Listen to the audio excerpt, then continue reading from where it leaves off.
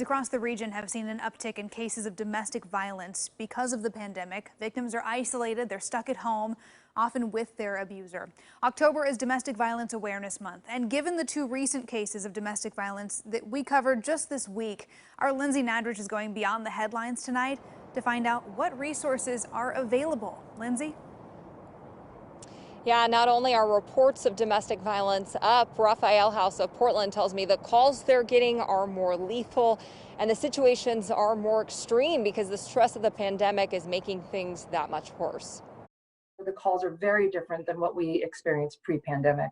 Victim advocates say stressors like losing a job and having kids at home because schools are closed are just two reasons they've seen more reports of domestic violence. You have these crimes that are happening behind closed doors.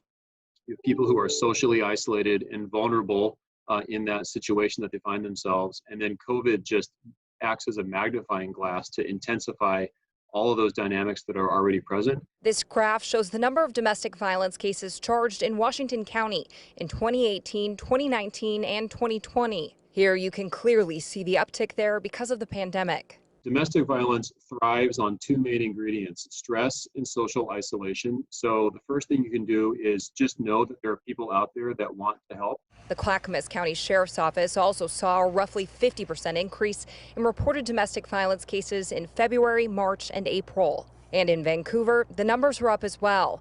On Sunday, police shot a man they say forced his way into his girlfriend's apartment and stabbed her.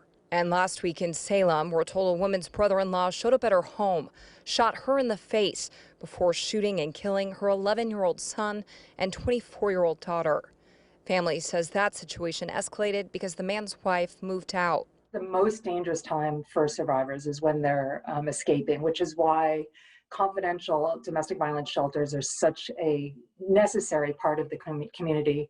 If you need help, there are a number of resources available, including 24-hour hotlines, emergency shelters in every county, and advocates who can help answer even the smallest of questions.